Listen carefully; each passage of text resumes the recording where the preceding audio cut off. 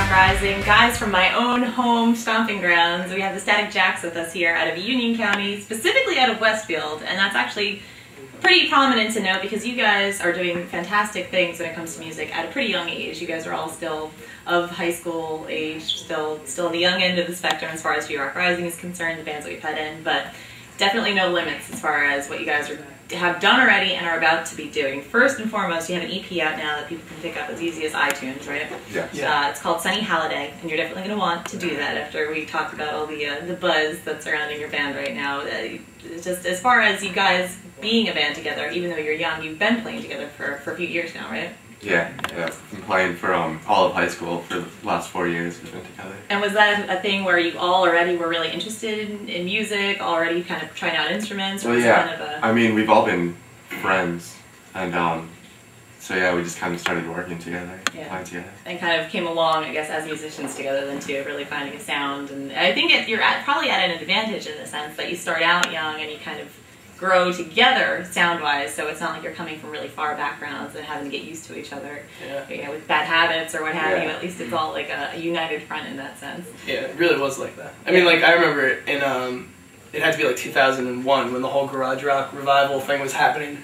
Like, before that I had listened to like rap, like I didn't know what I was into, and Will at summer camp played me, he played me like Friends Ferdinand, the White Stripes, the Hives, the Strokes, and that was it. Ever since then, we've been, and like, I mean, at camp it was like summer camp. We were going to sleepaway camp, and like, we weren't really into like swimming or anything, you know. We just went to Rock Out. We played music, and that was really where we first started. Nick and I started working together, and then we came back home to our friends, and it all really started there. And it became the Static Jacks. So it's really that musical epiphany moment where you're finding stuff that really changes your ear and changes your outlook on what you want to do with your sound, which is very cool that it happened and got you guys rolling that way. We're going to talk about some big shows coming up, but before we do that, I want to talk about a show that you actually already played because it's very creative. It's a creative take on the idea of making things work, venue-wise. Sometimes there's challenges finding the good place to play. You call it a guerrilla show that you performed because it was like a kind of last-minute decision almost. You played at a nursery, like a place where you buy plants and Christmas trees, because I know the nursery you played at in Westfield. I've been there before myself. So how did that really work out? And it looks like it was received really well, because you're thinking of doing it again, right? Yeah, well, what happened with that was we were supposed to have a show at the Crash Mansion in New York City, but at the last second they had to cancel on us because they had some problems on their end. So we just, we still really wanted to play that night. We've been all excited the entire week, and so I mean, all these people had canceled other plans to come and see us, and we were trying to think of someplace we could play that was closer to us, so you know, even more people could come.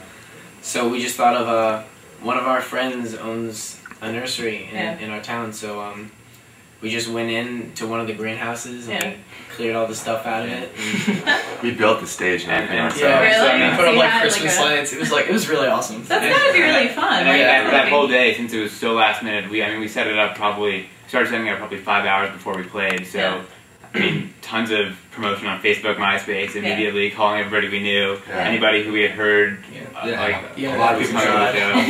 Turned out to be pretty big, and it was really fun. Like, well lit, 70 degrees inside in the winter. Yeah, constant temperature at least, right? Yeah. You had no problems with the air conditioning or anything. Definitely the best thing we've ever organized, like as a band. It's a great success story, and like you mentioned, it's a huge change just from even just a few years ago as far as the fact that people are constantly checking their Facebook and their MySpace pages and the access that you have to your fans that way to even be able to change their plans last minute and have that flexibility. I can imagine it's just only helped you in that sense.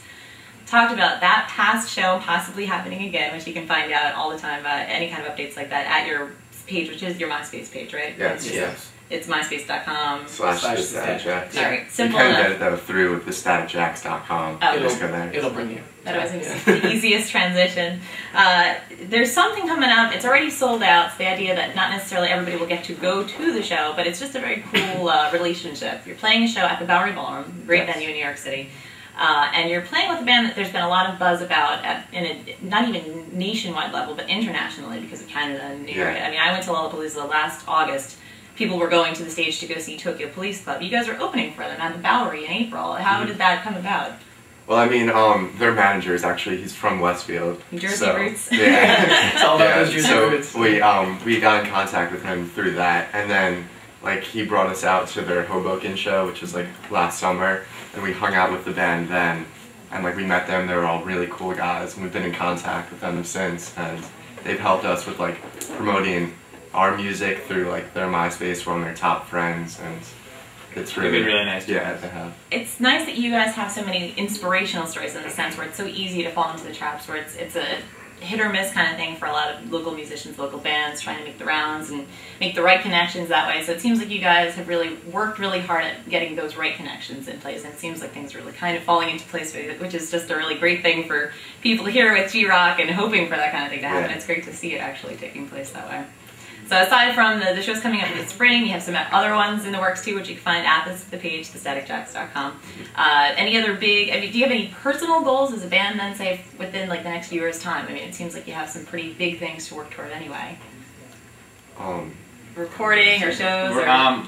Hopefully we'll be recording more, maybe some singles, nothing, we're not going to release a CD yet, right. But some singles, you know, as we keep writing. We just want to keep writing a lot of songs through college, keep playing shows, keep building the buzz.